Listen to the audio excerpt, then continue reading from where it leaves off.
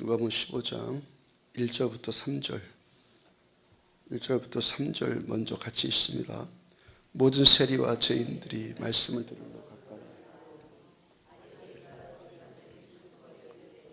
이 사람이 죄인을 영접하고 음식을 같이 먹는다 하더라. 예수께서 그들에게 이 비유로 이르시되, 다음에 11절부터 마지막 32절까지 11절부터 32절 마지막까지 한 절씩 교독합니다. 또 이르시되 어떤 사람에게 두 아들이 있는데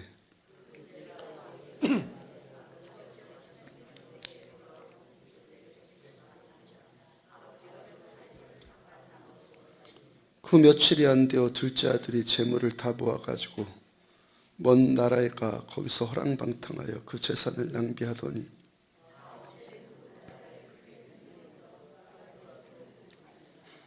가서 그 나라 백성 중 한 사람에게 붙여 사니 그가 그를 들로 보내어 돼지를 치게 하였는데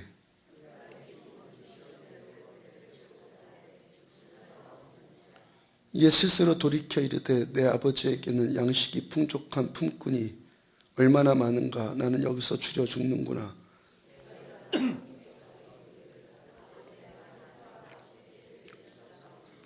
지금부터는 아버지 아들이라 일컬음을 감당하지 못하겠나이다. 나를 품꾼의 하나로 보소서 하리라 하고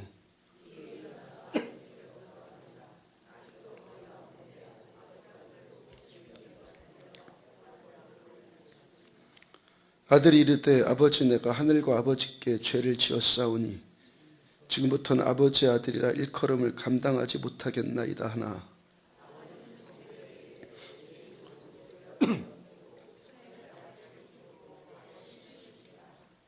그리고 살찐 송아지를 끌어다가 잡으라. 우리가 먹고 즐기자.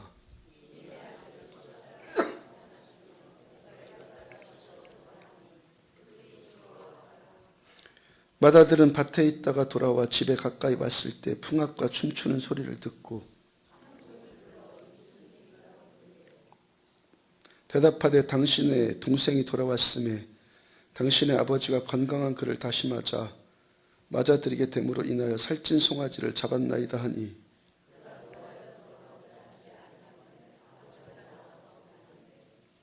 아버지께 대답하여 이르되 내가 여러의 아버지를 섬겨 명을 어김이 없거늘 내게는 염소 새끼라도 주어 나와 내 벗으로 즐기게 하신 일이 없더니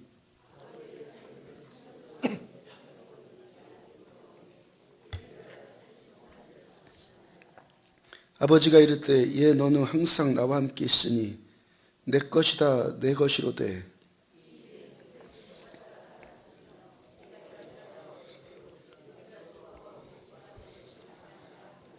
아멘. 두 아들이라는 제목으로 말씀 전해드리도록 합니다. 오늘 우리가 읽은 성경 본문이 일명 탕자의 비유이죠. 탕자. 이 말씀 보면서 대부분 초점을 맞춰온 것이 아버지 유산 받아서 집 나갔다가 재산 다 탕진하고 돌아온 둘째 아들, 그 둘째 아들을 맞아들이는 아버지, 그 둘째 아들에 집중하지 않습니까? 우리가 이 말씀의 해석의 키를 잘 붙들어야 합니다. 누가복음 15장에 여러 가지 비유의 말씀들이 나오는데 그 말씀들 하시기 전에 주님께서 먼저 성경에 가장 먼저 말씀하시는 것 있죠. 오늘 보면 1절 모든 세리와 죄인들이 말씀을 들으러 가까이 나오니 예수님께서 예수님의 설교를 듣고자 많은 사람들이 주님께 모여듭니다.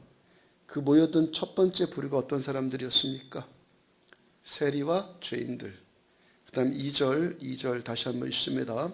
바리새인들과 서기관들이 수근거려 이르되 이 사람이 죄인을 영접하고 음식을 같이 먹는다 하더라. 자, 먼저는 세리와 죄인들이 예수님의 말씀 들으려고 모여들었죠. 그 다음에는 누가 또 왔습니까? 바리새인 서기관들이 왔어요. 그죠? 그들이 왔습니다. 그리고 또 뭐라고 수근거립니까? 이 사람이 예수님이 죄인을 영접하고 그들과 음식을 같이 먹는다 라고 지금 수근거리죠.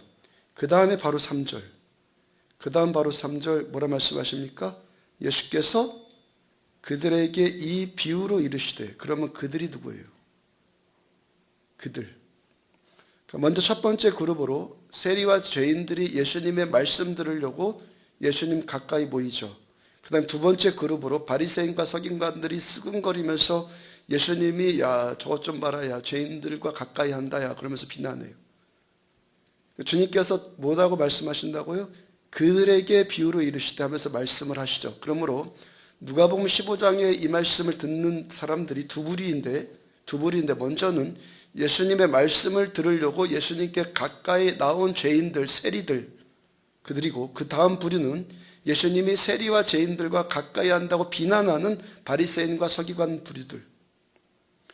바로 그 다음 말씀이 예수께서 그들에게 이 비유로 이르시되. 그들이 누구예요? 그러니까 누가복음 15장의 말씀은 주님께서 지금 누구에게 초점 맞춰갖고 누구를 목적으로 해서 지금 이 말씀을 전하는 거예요? 두 번째 그룹이죠. 바리새인과 서기관 그룹들.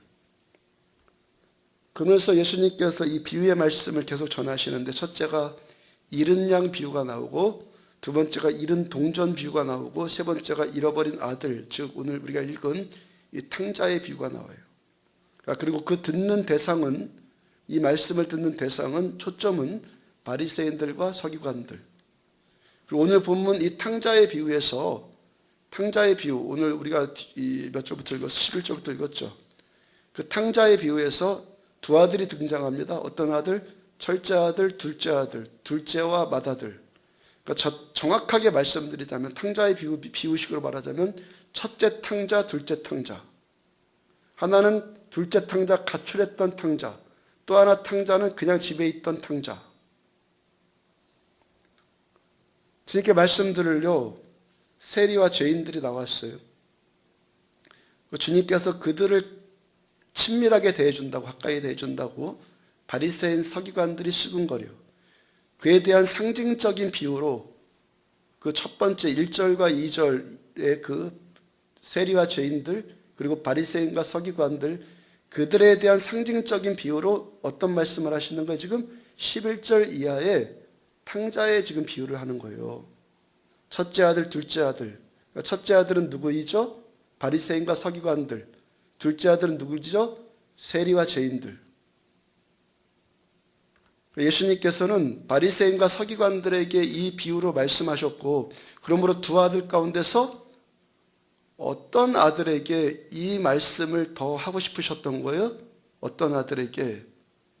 바리새인과 서기관들 같은 큰 아들에게, 첫째 아들에게 더 초점을 맞추신 거예요. 그래서 오늘 본문의 마지막 말씀의 대상, 누가복음 15장의 마지막 말씀의 대상이 누구로 끝맺습니까? 25절 이하에서 맏아들 이야기로 끝맺으면서 그 다음에 그 결론에 대해서 말씀하지 않아요. 왠지 말이 그냥 하다가, 말씀이 그냥 하다가, 이야기가 하다가 끝나는 것처럼 보여요. 무슨 뜻입니까? 나머지는 우리들이 스스로 판단하라는 거예요. 세리와 이 죄인들 같은 사람들, 이 둘째 아들,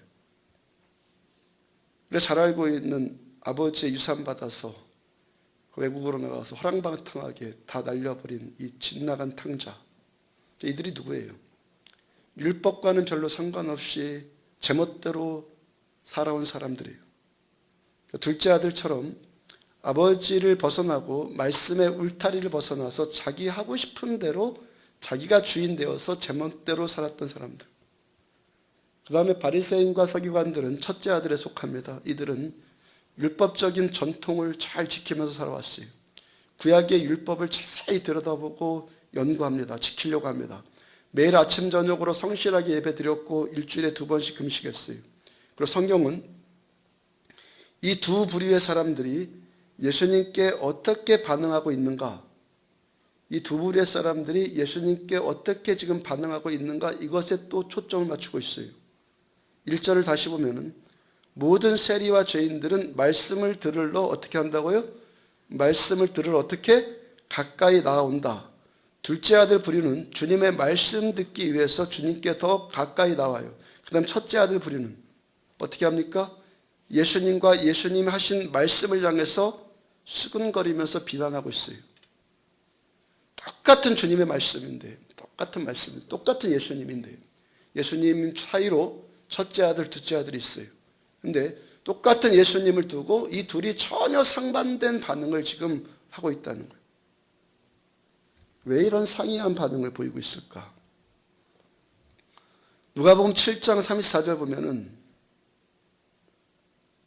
인자는 와서 먹고 마시매 너희 말이 봐라 먹기를 탐하고 포도주를 즐기는 사람이요 너희 말이 지금 바리새인 서기관 첫째 아들들의 말이 봐라 먹기를 탐하고 포도주를 즐기는 사람이요 세리와 죄인의 친구로다 하니 바리새인들이 지금 왜 예수님을 비난합니까?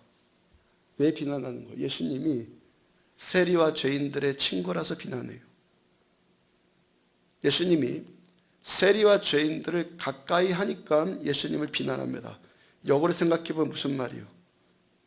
예수님이 자기들은 가까이 안 하니까, 예수님이 자기들은 가까이 안 해주니까, 자신들은 가까이 할 수 없는 자들을 예수님이 가까이 하니까 예수님을 지금 비난하고 있어요. 하여튼 이래저래 자기들은 주님과 가까이 갈 수 없으니까 지금 주님을 비난하고 있단 말이에요. 지난번에 말씀 전하면서 우리가 내가 옳고 틀리다는 기준을 세운다는 것, 내가 어떤 문제, 어떤 상황을 놓고 어떤 사람을 놓고 옳다 틀리다는 것을 판단하는 것, 내가 나를 얼마나 믿을 수 있습니까? 나의 판단, 나의 스스로의 판단 기준을 얼마나 신뢰할 수 있다고 생각합니까? 왜 그 판단 기준, 나의 판단 기준을 믿을 수 없습니까? 보편적으로 사람들의 기준이라는 것은, 거의 대부분의 사람들의 기준이라는 것은 나에게 어떻게 대해주느냐, 나한테 어떻게 대해주느냐, 좋게 대해주느냐, 그렇지 않느냐, 그것이 옳고 그른 것의 기준이 되기 때문에 대부분의 사람들이 나한테 어떻게 대해주느냐, 그것에 따라서 옳고 그른 사람, 좋은 사람, 나쁜 사람이 판가름 나기 때문에. 좀 새벽에 계속 말씀 전해드린 것 같이 신앙생활 한다는 것은 한마디로 이렇게 표현할 수 있어. 생명 얻는 일. 신앙생활 한다는 것은 생명이에요. 생명을 얻고 더 풍성히 얻는 것이 신앙생활이에요. 생명 안에서 생명이 극대화되어서 이 생명 안에서 왕노릇하면서 사는 것이 신앙생활이에요. 내 생명뿐만 아니라 다른 사람의 생명을 살리는 것이 신앙생활이에요. 이 생명을 얻고 생명을 나눠주는 일은 믿음만으로만 가능해요. 믿음으로만 가능해요. 자기 실력 이런 것도 되지 않아요. 믿음으로만 돼요. 우리가 그리고 믿음으로 은혜를 받아요. 믿음으로 은혜를 받습니다. 그 은혜로 은혜가 임하여야지만 내가 생명이 살고 내가 은혜로 생명이 살아날 때 또 다른 사람의 생명을 살릴 수가 있는 거예요. 은혜 받아야지만 생명이 사는 일이 나타나요. 그러니까 우리가 오늘도 은혜 받는 목적, 은혜 받아야 된다면, 어떤 감동을 입어야 된다면 그 목적, 오늘도 신앙생활하는 목적, 이 시간 예배드리는 목적, 그 목적이 뭐라는 거예요? 생명. 아멘? 이것 하나는 꼭 붙들어야 돼요. 생명. 제가 이 신앙의 본질을 강조하면은 이 말씀 듣고 참 믿음을 회복하려고 하면 되잖아요. 정말 은혜 받아야겠구나. 내가 가짜로 신앙생활 했구나. 정말 은혜 받아야겠구나. 그 결과로, 그 열매로 생명이 나타나는 자가 되어야겠구나. 그러면 되잖아요. 맞죠? 제가 신앙의 본질은 생명이니까, 신앙은 생명이니까 생명을 계속 강조해요. 참 믿음 생활 합시다. 종교적으로 가짜 생활했던 것들, 우리들 어설프게 했던 것들 회개합시다. 그리고 나를 통해서 생명들이 살아나는 생명의 열매가 나타나는 진짜 신앙생활 합시다라고 하면은, 말씀 전하면은 그렇게 그냥 따라오려고 하면 되잖아요. 어떤 사람들은 오늘 본문에 첫째 아들 같이 반응한단 말이에요. 왜 내가 틀렸단 말이에요? 열매가 안 나타나는데. 생명이 없는데 쫙 돌아보면 단박에 답이 나오는데 왜 내가 이때까지 수십 년 신앙생활하는데 틀렸다는 거예요? 반발을 한단 말이에요. 분명히 예수님은 이 첫째 아들 바리새인과 서기관들도 회개하고 돌이키기를 원하셨어요. 오늘 보면 3절 다시 보면 예수께서 그들에게 그들이 누구라고요? 바리새인과 서기관들에게 이 비유로 이르시되, 예수님께서 그들에게 이 비유로 말씀을 하셨는데 예수님께서 할 일 없어서 그들에게 말씀 전하셨겠습니까? 사랑 100% 있은 예수님, 선하신 예수님이 니네는 안 되니까 이 말씀 듣고 나가 죽어라, 그러라고 전하셨겠습니까? 왜 이 말씀 하시는 거예요? 그들을 향해서 너희도 듣고 돌이켜서 은혜 받는, 그래서 생명 살리는 참 믿음의 백성 되기를 원하신다는 말씀이잖아요. 지금 25절 이하에서 맏아들 타이르는 모습 나오죠. 예수님이, 아니 아버지가, 그렇죠, 맏아들을 자꾸 타이르잖아요. 너 불평하지 말고 내가 너를 얼마나 사랑하느냐, 너 네 것이다 그러면서 맏아들을 타이르잖아요. 너 나가 죽어라 하지 않고 타이르잔 말이에요. 첫째 아들도 이 바리새인 서기관 그룹도 참 믿음 생활하는, 그래서 생명이 살아난 그 안에 생명이 있는 진짜 신앙생활하기를 원하시는 예수님의 마음이 지금 여기에 들어있단 말이에요. 주님께서 이들의 생명도 진짜로 살아나기를 원하신단 말이에요. 오늘 보면 2절 다시 보면은 바리새인과 서기관들이 식은 거에 이르되 이 사람이 죄인을 영접하고 음식을 같이 먹는다 하더라. 예수님 당시에 사회 문화적인 전통으로 누구와 한 자리에서 같이 밥 먹으면요, 그 사람을 받아들인다는 의미였어요. 그리고 용납해 준다, 내가 당신을 수용하겠다, 당신을 인정해 주겠다, 이 말이란 말이에요. 같이 밥 먹는다는 의미가. 누가복음 7장 34절 다시 보면 인자는 와서 먹고 마시매 너희 말이 보라, 먹기를 탐하고 포도주를 즐기는 사람이요 세리와 죄인의 친구로다. 주님께서 어떻게 하셨길래 사람들이 예수님을 세리와 죄인의 친구다라고 지금 비난을 받는 거예요? 그들과 함께 먹고 마셨기 때문에, 그들과 함께 먹고 마셨다는 것, 같이 한 밥상에 앉았다는 것이 무슨 뜻이라고요? 그들을 받아들였다는 얘기예요. 그들을 수용해줬단 말이에요. 우리 여기서 생명이 무엇인가, 진짜 사랑이 뭔가를 배워요. 사랑은 사랑한다고 말한다고 해서 사랑 아니에요. 진짜 사랑해야지 진짜 사랑이에요. 사랑해야지 사랑이에요. 런던 타임즈에서 친구가 뭐냐, 어떤 사람 보고 친구라고 하느냐에 대해서 설문조사 해봤다고 하는데 그 중에서 가장 참신한 대답 3가지를 추렸어요. 첫 번째가 온 세상이 나를 버릴 때 그때 나를 찾아오는 사람이다. 그 사람이 친구다. 내가 어려움 당할 때, 내가 어떤 이유에 가든지 어떤 이유든지 배척당할 때, 내몰림 당할 때 그때 나에게 가까이 와주어서 나를 품어주는 사람이 친구다 그랬어요. 예수님께서 왜 세리와 죄인들의 친구가 되셨습니까? 세리와 죄인들, 냄새나는 그 죄인들 모두 다 사람들이 등 돌려요. 그들과 가까이 하면 지금 예수님이 정죄당하는 것 같이 그런 수근거림과 비난을 당해요. 그런데 그들을 가까이 하시고 그들을 품어주세요. 그게 뭡니까? 진짜 친구예요. 두 번째 참된 친구는 나의 침묵을 이해해 주는 사람이다 그랬어요. 침묵하고 있는 저 사람, 말하지 않고 있는 저 사람, 이유가 있으니까 침묵하고 있겠지 하면서 그 사람의 말하지 않는 그 내면 세계, 그 진실을 보려고 하는 사람. 많은 사람들이 섣부른 몇 마디 듣고 상황을 판단해요. 섣부른 몇 마디 듣고 상황 판단하는 것, 이거 얼마나 위험한 태도인지 몰라요. 우리 교회가 개척할 때 어떤 분이 너무 많은 말을 했었다고 하지 않았습니까? 그때 저는 그 말들에 대해서 뭐라고 말할 수가 없었어요. 누구에게 말할 상황도 아니고 같이 또 말해봤자 똑같이 맘상하고 똑같은 공격적인 말만 나올 것이기 때문에 입 다물고 있을 수밖에 없었어요. 그때 그 상황 가운데서 저 사람만은 저의 그런 상황을 저를 좀 이해해 줬으면 하는 사람이 한 사람 있었어요. 근데 그 사람까지도 저의 침묵을 이해하지 못하고 돌아다니는 말을 믿더라고요. 저는 입 다물고 있으니까 한마디 안 했거든요.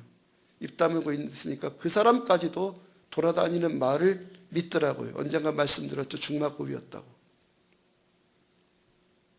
그러니까 진짜 친구가 되어준다는 것이 이렇게 쉽지 않은 일이라는 거예요. 그런 친구가 있다면은 그 사람이 정말 그만큼 귀한 사람 아니겠어요? 나의 침묵을 이해해주는 사람. 그 옛날에 사막의 교부들을, 사막에서 수도사 생활하던 교부들, 그 영적 지도자들이 있었어요. 경건하게 살고 싶어서 세상과 단절하고 사막에 수도원을 세우고 거기다가 공동체 생활합니다. 거기 기록에 남아있는 기록에 보면은 그 수도사들이 지켜야 할 규칙 가운데 가장 첫 번째 1조 1항이 뭐냐면은 비판하지 말아라. 경건 훈련함에 있어서 어떤 사람의 영성 훈련에 있어서 가장 첫 번째 될 것은 비판 금물이라는 거예요. 너도 죄인이고 나도 죄인인데 나만 살피면서 살아라 이 뜻이죠. 나만 살피며 살아라. 아멘? 뭐 그렇게 나는 잘난 게 많다고 남 비판할 거 있겠습니까? 나만 살피고 살아라. 그래서 그 다음 수도사들의 두 번째 규칙은 말하지 말아라. 엄청난 기록이 있더라고요. 어느 정도 말하지 말아냐면은 2년에 2해 동안에 한마디만 해라. 2년 동안 한마디만 하는 거예요. 그래서 평생 동안요 3마디 말만 하고 죽은 사람도 있대요. 평생 동안 3마디 말만 해. 할 말 있으면 뭐 하라는 거예요? 하나님 앞에서, 하나님 앞에 나가서 기도와 묵상으로, 명상으로 소화시키라는 것이죠. 말하지 않는다는 것이 그만큼 탁월한 영성을 향한 지름길이고, 또한 그 말하지 않는다는 것을, 말하지 않는 사람을 또 이해할 수 있는 수준도, 그 수준도 또 범상치 않다는 거예요. 세 번째, 친구. 나의 기쁨은 곱해주고 나의 슬픔은 쪼개주는 자다 그랬어요. 내가 기쁠 때 그 사람 만나면 기쁨이 막 부풀러 올라가요. 막 기뻐서 갔더니 그냥 시큰둥하고 뭐 그럴 수도 있지 뭐 그래봐요. 싫어지죠. 내가 기뻐서 갔더니 막 기쁨이 배가 됩니다. 또 내가 슬플 때 그를 만나면 슬픔이 작아져요. 예수님께서 세리와 죄인들 보시면서 많은 말씀하지 않으셨어요. 너 왜 그렇니? 너 이때까지 왜 그렇게 살았니? 그런 말씀 하신 기록이 있습니까? 복음서 보시라고요. 세리, 가장 사람들이 그 쳐다보지도 않았던 세리, 죄인 창녀거든요. 너 이때껏 왜 이렇게 살 수밖에 없었니? 그런 거 안 물어봐. 위로한답시고 이 말 저 말 하지 않아요. 한 말씀 하지 않으세요. 그들이 예수님께로 가면은 그저 막 기쁨이 막 올라왔고, 예수님께로 가니까 점점 슬픔이 작아졌고.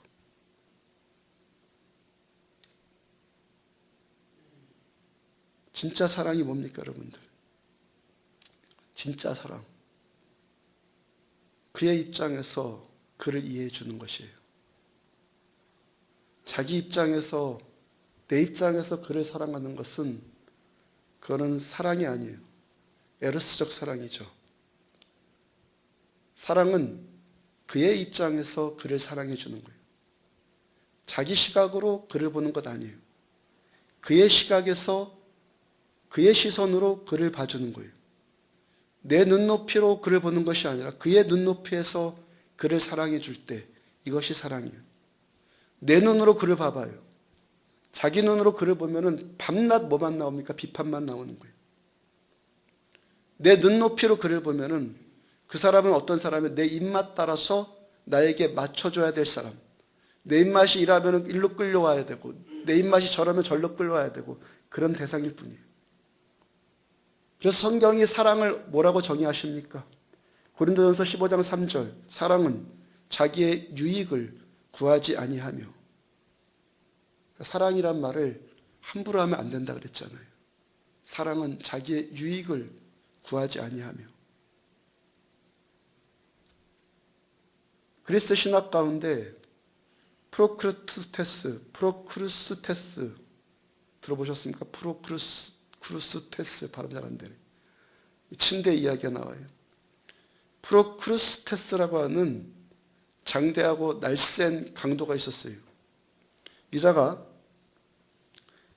아테네로 향하는 요로의 길목에 자기 철침대를 가져다 놓고 오고 가는 사람을 붙잡습니다. 그리고 거기에 한번 뉘어보는 거예요. 침대에 뉘어봐요. 뉘인 사람의 몸이 그 침대보다 길면 긴 만큼 잘라내서 죽여요. 작으면은, 침대보다 작으면, 자기 침대보다 작으면, 자기 잣대보다 작으면 막 두들겨 패갖고 늘려갖고 또 죽여요. 깨달아지십니까, 여러분들? 자기 침대를 기준으로, 자기 잣대를 기준으로 커도 죽이고 작아도 죽이고 자기 기준에 맞는 것만 받아들이고 그것을 사랑이라고 착각을 해요. 그래서 다른 사람을 볼 때 그 기준이 어떠하겠습니까? 거의 다 자기 중심적인 잣대를 가지고 남재기 일시이죠. 여러분들 각자, 저도 우리들 각자가 사람 보는 기준으로 한번 천천히 점검해 보자고요. 흔히 말합니다. 객관적으로 말해서 그리고 말하는 것도 객관적이 드물더라고요.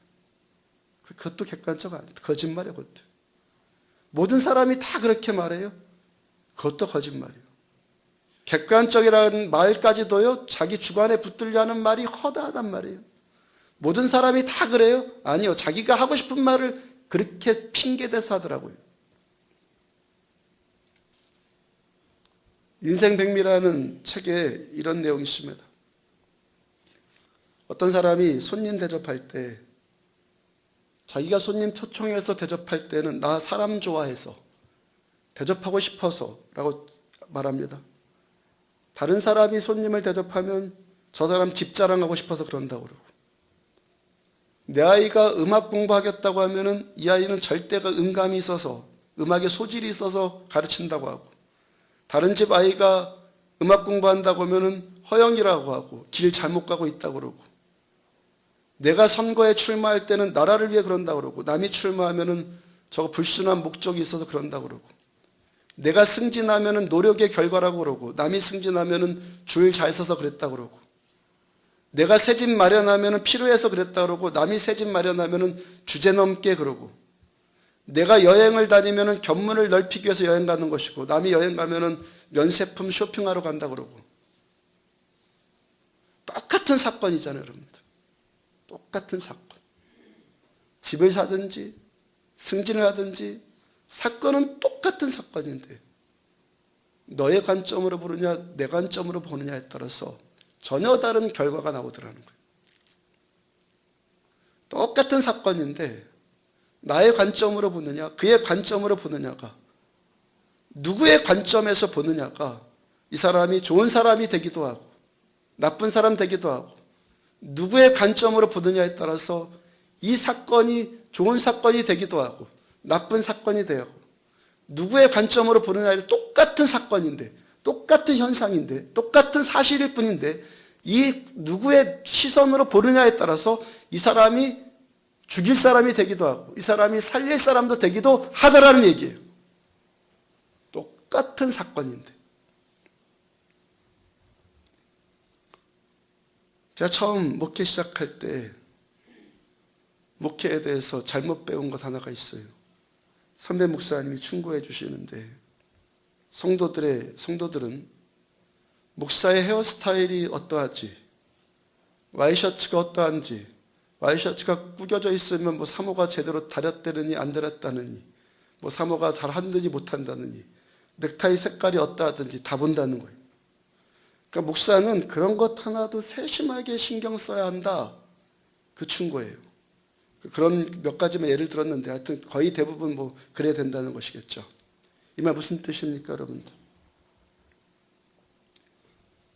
이 말 무슨 뜻입니까?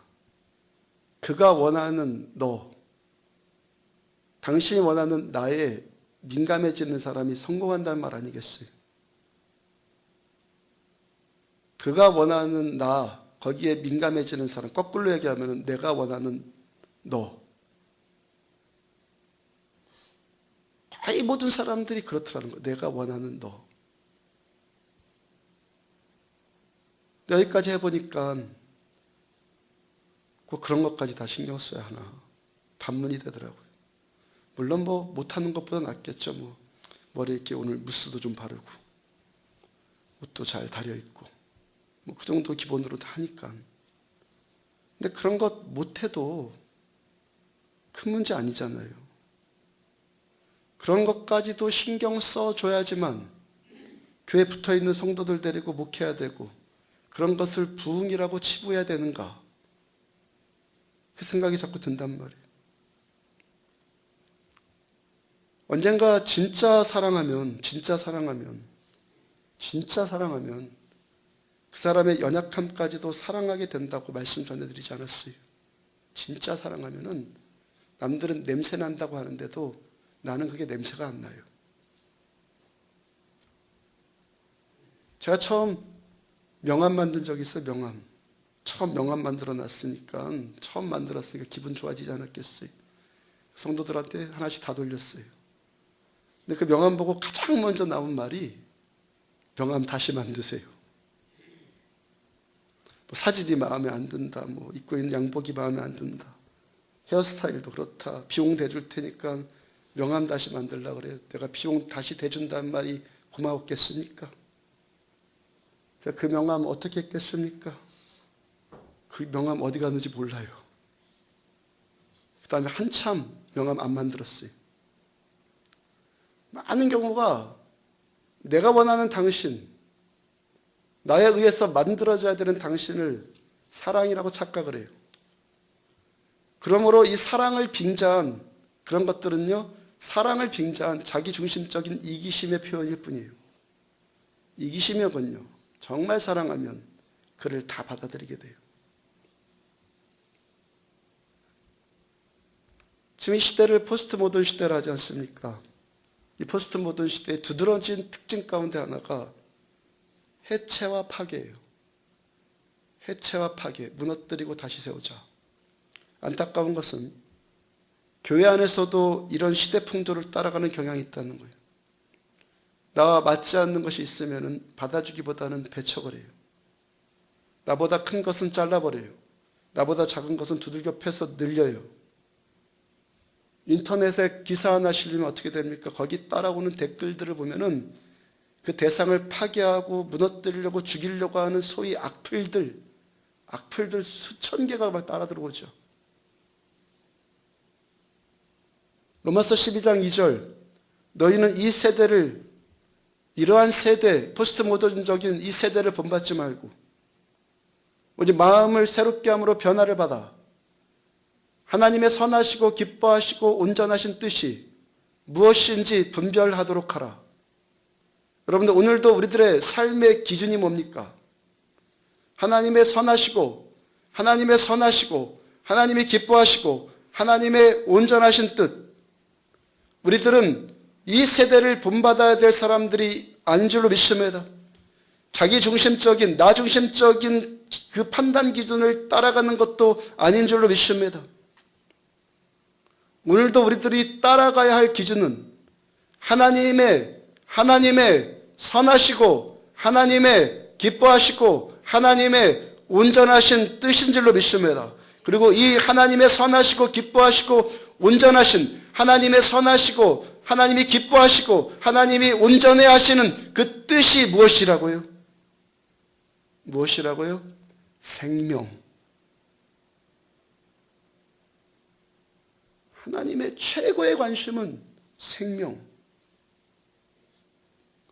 오늘 보면 누가복음 15장에서도 집 나갔다 돌아온 둘째 아들을 받아주시는 하늘아버지, 그 아버지의 오직 한 가지 초점이 뭐예요? 오직 하나, 그 아들의 생명.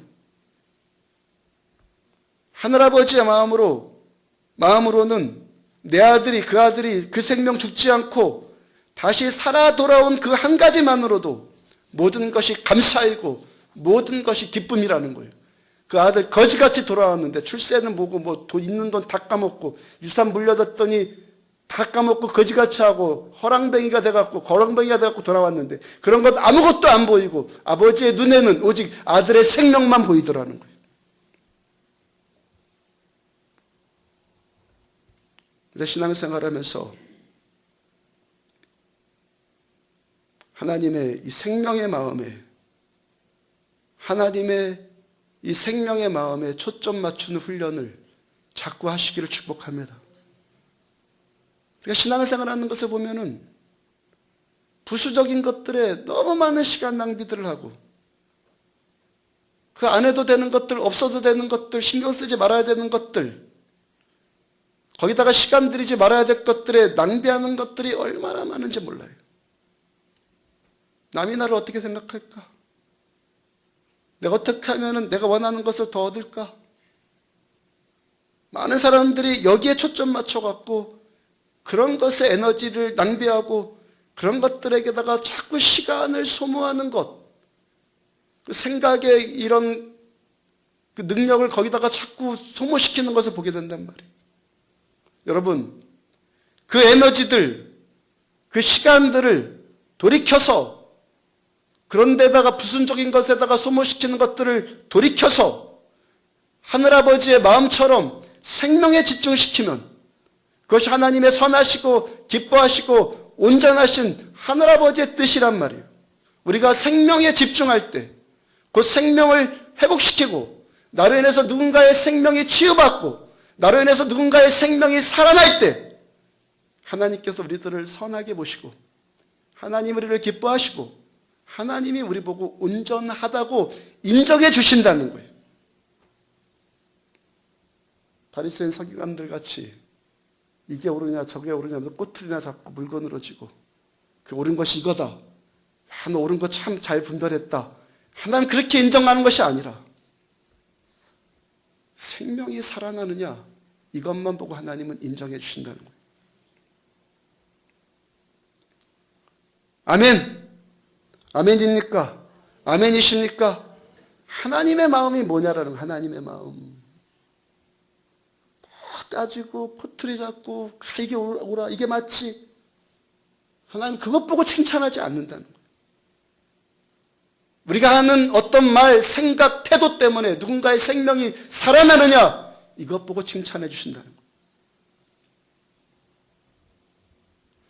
에베소서 4장 11절 그가 어떤 사람은 사도로 어떤 사람은 선지자로 어떤 사람은 복음 전환자로 어떤 사람은 목사와 교사로 삼으셨으니 하나님께서 우리들에게 직임을 하나 이상씩 맡겨주셨어요. 어떤 사람에게 사도적인 직임을, 어떤 사람은 선지자적인 직임을, 어떤 사람은 전도하는 직임, 어떤 사람은 목사와 같이 권위하고 보살피는 직임, 어떤 사람은 교사와 같이 가르치는 직임.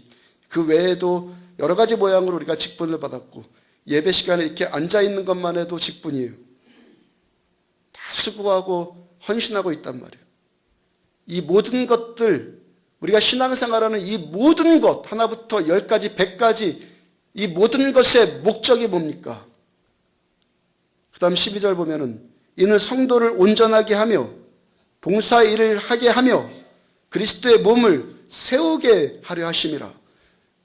그리스도의 몸을 세우게 하려 하심이라. 무너뜨리는 것이 아니라 세우게 하려 하심이라. 우리가 하는 이 모든 일들을 통해서 예수님의 몸을 세워나가는 거예요. 세우는 것, 세워주는 것, 세우는 것이 우리가 일하고 우리가 수고하고 우리가 종교생활하는 모든 것의 초점이고 목적이란 말이에요. 세운다는 단어가 헬라어로 오이코도멘인데 이 뜻은 집을 세운다는 것과 똑같은 말이에요. 그리스도의 몸을 세운다, 집을 세운다. 교회가 하나님의 집 아니에요. 우리에 맡겨진 직임, 수고하는 모든 일들의 목적이 뭐라는 거예요? 하나님의 집을 건강하게 세워나가는 거예요. 종종 이런 생각 우리가 해봐야 되지 않겠어요? 나는 지금 하나님의 집을 세우는데 일조를 하고 있는가? 나로 인해서 세워지고 있는가? 돌아봐야 되지 않겠어요? 맡겨주신 것은 하나님의 주권이에요. 뭘 맡겨주든지, 뭘 맡기시든지 하여튼 이 자리에 앉아있는 것도 직임이라 그랬어요. 하여튼 뭘 맡기시든지 그 주권은 하나님에게 달려있어요. 근데 나는 맡겨진 그 직임으로 세우는 데 쓰임받고 있는가? 나도 모르게 하나님의 예수님의 몸된 교회를 허물어뜨리는 일에 이용당하고 있지 않는가 생각해 봐야 되지 않겠어요? 종종 말씀드리는 것이 교회는 하나님의 말, 곧 말씀으로, 하나님의 집은 말씀으로 세워진다고 했죠. 사도행전 1장 1절 말씀, 제가 우리 교회 여기 함께 하기 전에 처음 저쪽에 있을 때 첫 말씀 전할 때 하나님 교회를 어떻게 건축하죠? 우리 교회 어떻게 건축하죠? 그럴 때 하나님 뭐라고 말씀해 주셨다고요? 말씀으로 세운다. 교회는 하나님의 집은 말씀으로 세워져요. 그와 동시에 말로 무너져요. 성령께서 주시는, 주님께서 주시는 말씀으로 이 교회 세워지고 마귀에게 이용당하는 말로 교회는 무너지는 거예요. 그래서 사막의 교부들 2년 동안 한마디 말만 하는 것이 허락되었다고 그랬잖아요. 어떤 사람이 어떤 문제 놓고 자꾸 이 말 저 말 하고 있다면 이 사람이 지금 교회를 세우고 있는 겁니까? 허물고 있는 겁니까? 스스로 한번 자기에게 대답해 보세요. 내가 어떤 문제를 놓고 자꾸 이 말 저 말 하고 있다면 나는 지금 교회를 세우고 있는 것인가? 교회를 허물고 있는 것인가? 어떤 사람이 이 사람 저 사람에게 은근히 전하는 일들이 교회를 세우겠다는 것입니까? 교회를 무너뜨리겠다는 것입니까?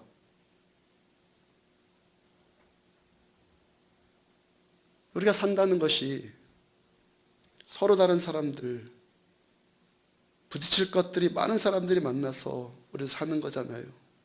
그렇잖아요? 뭐 화성에서 온 남자, 뭐 금성에서 온 여자, 뭐 결혼 생활이 그렇다면서요. 전혀 안 맞는 사람들끼리 모여서 사는 것. 그러니까 우리가 함께 뜻을 맞춰서 산다는 것, 이거 정말 쉽지 않은 일이거든요. 부부도 함께 살면서 얼마나 부부싸움 많이 합니까?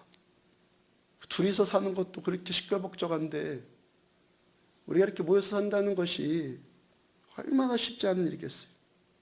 얼마나 참을 일이 많겠어요? 참느라고 또 얼마나 힘들겠어요? 참느라고 힘들지.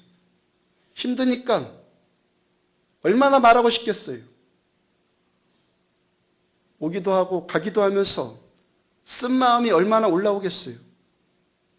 이럴 때 우리가 조심하고 분별해야 할 것이 뭡니까? 그래도 저와 여러분들 하나님께 부르심 받은 하나님의 백성들 아닙니까? 우리들의 마음, 나의 마음이, 나의 말이 그래도 살리는 말하고 세워주는 말을 하는 하나님의 백성들 되어야 되지 않겠습니까? 그래야지만 우리가 하나님 앞에 내가 사는 거예요. 내가 생명을 살리려고 하는 마인드, 세워주는 말을 할 때 내가 먼저 하나님 앞에서 사는 거예요. 먼저 그렇게 내 생명이 살고 내가 생명이 살되 더 풍성히 생명 사는 일이 나타나요. 살리고 싶어하는 마음, 세워주고 싶어하는 마음에 하나님의 선하심, 하나님의 기뻐하심, 하나님의 온전하심이 그 마음에 흘러 들어가는 거예요. 그 마인드 갖고 있을 때 세워주고 싶어하는 마음, 살려주고 싶어하는 마음, 그 마음이 하나님의 유일한 목적이기 때문에 우리가 그 목적을 품으면 하나님의 선하심, 하나님의 기뻐하심, 하나님의 온전하심이 그 영혼에게 흘러 들어갈 수밖에 없다는 거예요. 에베소서 그 다음 14절 보면은 이는 우리가 이제부터 어린아이가 되지 아니하여 사람의 속임수와 간사한 유혹에 빠져 온갖 교훈의 풍조에 밀려 요동하지 않게 하려 함이라. 우리가 어린아이 되지 않고 성숙했다는 측면이 뭡니까? 내가 성숙한 자이다. 우리는 유교적으로 우리들 인간사 사는 식으로 어른은 어른 대접 분명히 해드려야 돼요. 그런데 영적으로, 신앙적으로 어린아이가 아니라 성숙했다는 것의 한 측면이 뭐예요? 요동하지 않는다는 거예요. 이는 이제부터 우리가 어린아이가 되지 아니하여 온갖 교훈의 풍조에 밀려 요동하지 않게 하려 함이라. 지금 내가 하고 있는 말이, 또한 어떤 사람의 말이 저게 지금 교회를 세우겠다는 것인가, 허물겠다는 것인가? 그 기준으로 한 번만 생각해 보면은 답 그냥 나오잖아요. 그렇죠? 아주 쉬워요. 어려운 거 아니에요.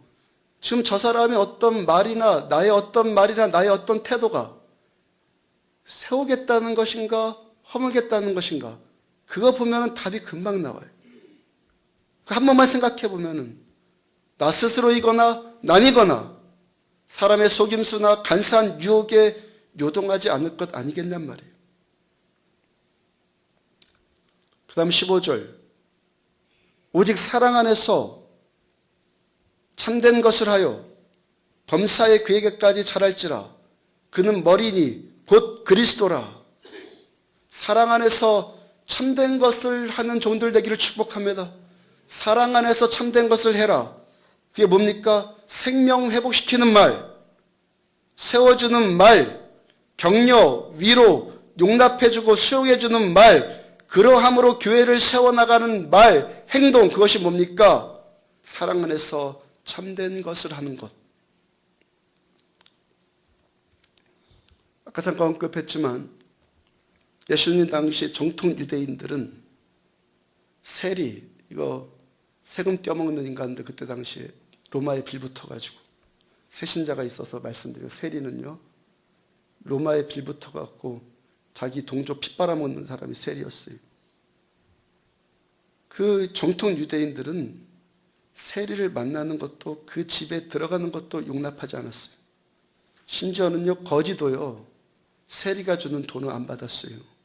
맹인 눈 감은 거지가 땡그랑 동전 한 입 자기 적선하는 그릇에 누군가가 던져놨는데 옆에 사람이 야 세리가 던졌다 그러면은 그 도로 갖다 주던지 그냥 내던져 버렸어요.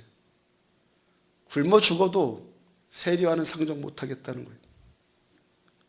마태복음 9장 9절 보면은 예수님께서 세간에 앉아서 세물을 보고 있는 세리마태에게 너 나를 따라라 하고 부르세요. 세리마태 얼마나 감격했겠습니까? 얼마나 좋은지, 받아들여지니까 얼마나 좋은지 동료들 다 불러서 자기 집에다가 잔치를 벌여요. 누가복음 19장 5절 보면은 예수님 보고 싶어서 뽕나무에 올라간 세리장, 세무소장 삭개오 보시고 내가 오늘 너의 집에 유할 것이다. 예수님께 자기가 받아들여진 것에 감격한 세리 삭개오 어떻게 합니까? 누가복음 19장 8절 삭개오가 서서 주께 여짜오되 주여 보시옵소서 내 소유의 절반을 가난한 자들에게 주겠사오며 만일 누구의 것을 빼앗은 일이 있으면 내 갑절이나 갖겠나이까.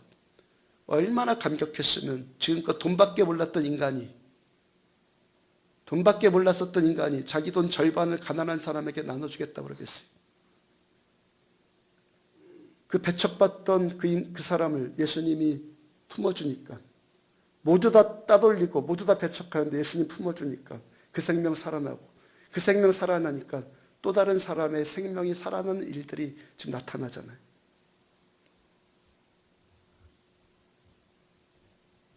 이들 모두를 향하신 예수님의 오직 한 가지 관심이 뭡니까? 생명. 생명은 받아들여짐을 통해서 살아나는 거예요. 생명이 어떻게 살아난다고요? 누군가에게 받아들여져야지만 생명은 살아나는 거예요. 먼저 나부터 내가 복음을 받아들여야지만 내 생명 살아나죠. 말씀 받아들이고 은혜를 받아들이니까 우리가 생명을 얻고 내 생명을 더 풍성히 얻는 일들이 나타나요. 그 다음에 내가 다른 사람 받아줄 때 또 다른 사람의 생명이 살아나는 거예요. 예수님께 삭개오가 받아들여지고 예수님께 마태가 받아들여지니까 그 생명들이 살아나요. 아멘입니까? 받아들여야지만 하나님과 같은 일을 하고 있는 거예요. 첫째 아들이나 바리새인들 서기들과 같이 수근거리고 비난하는 형태를 갖고는 사람의 생명 살아나지 않아요. 지금 예수님께서 이 첫째 아들들에게 그 겸손과 사랑과 용납과 수용을 가르쳐주고 싶으신 거예요. 선배 목사님 한 분이 20대 초반에 처음 교회 나갔을 때쯤에 찬송가 257장 마음에 가득한 의심을 깨치고를 부른 적이 있었다고 그래요. 예배 시간에. 예배 인도하시는 분이 3절 가사를 바꿔 부르자고 하는데 나 같은 죄인이 용서함 받아서 주 앞에 옳다함 얻음은 이것을 죄인 대신 상놈으로 바꾸자 그랬대요. 나 같은 은연이 용서함 받아서 처음에 그 쌍놈이라는 단어에 거부감이 생겼다고 하잖아요. 나 같은 상놈이 용서함 받아서. 그래서 다 같이 그렇게 부르자고 하니까 자기도 또 그렇게 따라 부를 수밖에 없어서 따라 불렀어요. 할 수 없이라도 부르다 보니까 문득 드는 생각이 내가 정말 상놈같이 살았구나 생각 들더라는 거예요. 할 수 없이 부르고 할 수 없이라도 수용하니까 그런 깨달음의 은혜도 임하더라는 거예요. 하여튼 내가 하나님 앞에서 양반같이 살았던 적 거의 없고 대부분 상놈같이 살았구나 마음 들더라는 거예요. 저도 그 찬송가 부를 때요. 나 같은 죄인이 용서함 받아서 나 같은 죄인 용서함 받아서 주 앞에 옳다함 받으면 이 찬양 부르면서 그 3절 가사에 감동받은 적이 얼마나 많은지 몰라요. 둘째 아들같이 방탕했던 우리들, 둘째 아들 같은 우리들, 세리 같은 우리들, 상놈 같고 죄인 같은 우리들, 예수님께서 십자가 위에서 다 받아주셨어요. 아직까지도 이렇게 자기중심적이고 교만한 우리가 지금도 여전히 주님께 받아들여지고 있어요. 아직도 나는 누군가를 배척하고 있는데 주님께서 지금도 여전히 나를 받아주고 계세요. 그래서 지금도 우리는 생명을 얻고 있어요. 하늘아버지께서 집 나갔다 돌아온 둘째 아들 받아주시면서 첫째 아들에게 말씀하고 싶으신 것이 뭐겠습니까? 하나님의 선하시고 기뻐하시고 온전하신 뜻이 무엇인지 분별하도록 하라. 나 네 아버지의 마음을 좀 알아다오. 네 애비의 마음을 좀 알아다오.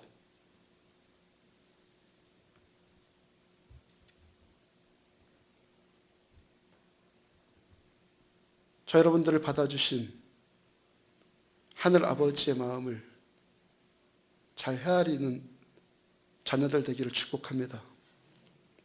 에베소서 5장 16절 세월을 아끼라 때가 악하니라. 세월을 아끼라 때가 악하니라. 우리들에게 주어진 이 시간들, 에너지들, 은사들 이런 것들 하나님 하늘아버지의 뜻이 아닌 것에 낭비하거나 소모시키지 마시고 생명 살리는 일에 그 에너지들, 그 시간들을 집중하는 지혜로운 종들 되기를 축복합니다. 우리들 삶이 이 생명 소모하고 허물어뜨리는 데 쓰임받는, 마귀에게 쓰임받는 인생이 아니라 생명 세우고 생명 살리는데 쓰임받는 성령의 사람들 되기를 주의 이름으로 축복합니다.